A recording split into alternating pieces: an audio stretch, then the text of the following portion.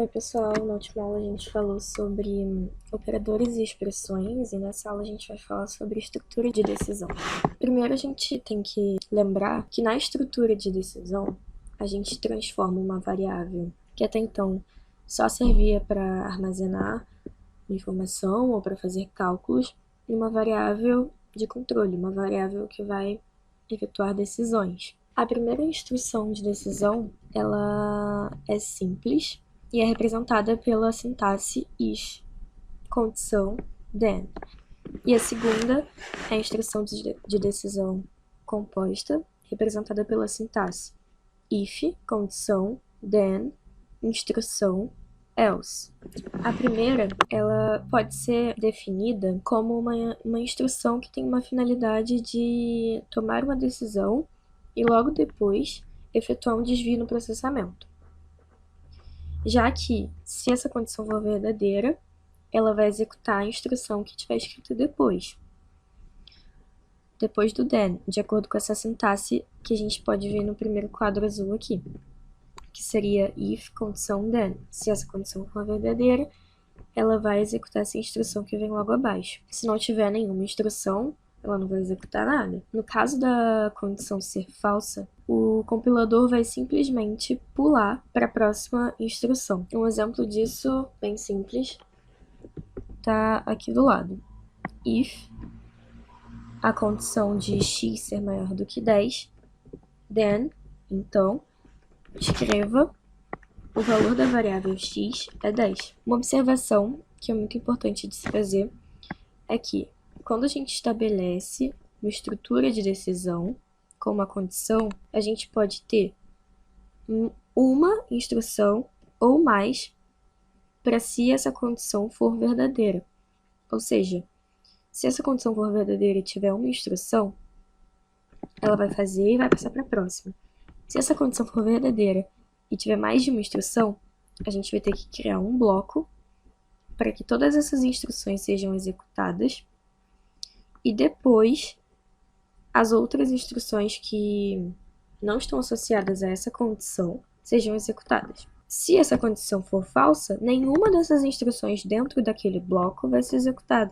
E a sintaxe, ela é muito importante também, porque sempre que a gente tiver o then, a gente não vai utilizar ponto e vírgula depois. E quando a gente tiver que fazer um bloco, a gente vai colocar um begin e um end, sendo que depois do begin nunca vai ter ponto e vírgula. E quando o bloco terminar, com o end a gente vai colocar um ponto e vírgula. Mas as instruções, ao final das instruções, também não vai precisar de ponto e vírgula. Aqui a gente tem um exemplo de um programa que vai ordenar valores maiores e menores.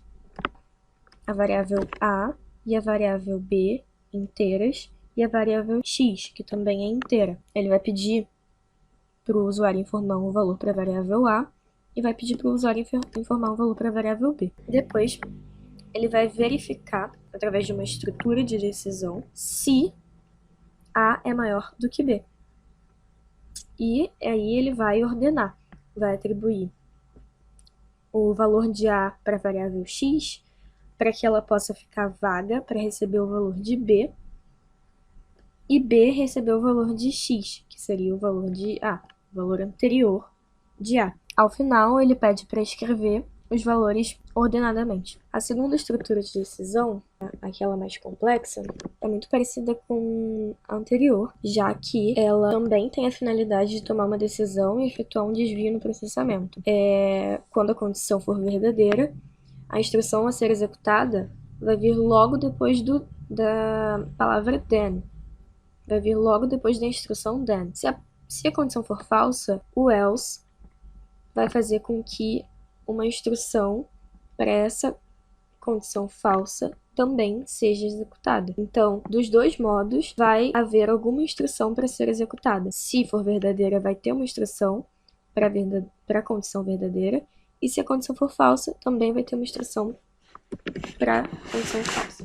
Aqui a gente tem um exemplo que também é um pouco simples. A gente tem três variáveis inteiras, x, a e b, pede para atribuir um valor para A, atribui um valor para B, e depois atribui a variável x a soma de A e B. E pede para escrever o resultado. E depois atribui uma condição. Se x é maior ou igual a 10, escreva x mais 5. Se não, escreva x menos 5. Ou seja, existe uma instrução para quando a condição é verdadeira e existe uma instrução para quando a condição é falsa. O compilador não vai precisar pular uma instrução.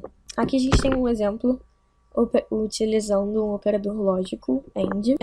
Existe uma variável inteira, ele pede para o usuário informar um número para atribuir a essa variável e escreve esse número, né, na tela. Aí a gente vai construir uma sentença com o operador lógico AND, que ao mesmo tempo é uma estrutura condicional, porque existe o if e o then, e também existe o else. Aqui ele pergunta: if a primeira condição e a segunda condição forem verdadeiras, então escreva o número está na faixa de 20 a 90. Se não, escreva o número está fora da faixa de 20 a 90. Enfim, ou seja, se a primeira condição for falsa, ele vai simplesmente pular, porque o AND não permite que nenhuma das duas condições seja falsa. Ele vai simplesmente pular a condição que vem abaixo do then e vai entrar na condição que vem depois do else. Aqui ele faz outro teste e atribui dois valores inteiros a duas variáveis. Daí ele começa, atribui o primeiro valor, atribui o segundo valor, e depois pede para escrever, para mostrar na tela. E também estabelece uma estrutura de decisão com um operador lógico OR, que é aquele operador que a gente trabalhou na aula passada, que permite que uma das condições seja falsa, mas não permite que as duas sejam falsas. Daí ele coloca A é maior do que 0 ou B é maior do que 0, faça write line, um dos números é positivo. Então, se a primeira condição for falsa, ele vai escrever. Ou se a segunda condição for falsa, ele vai escrever.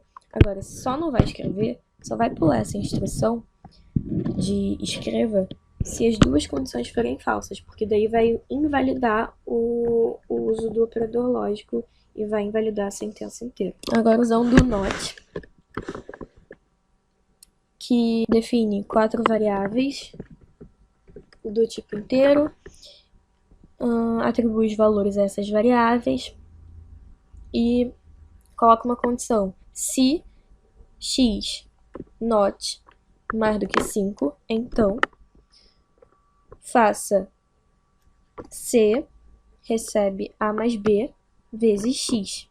Se não, ou seja, se x for maior que 5, faça C recebe A menos B vezes x.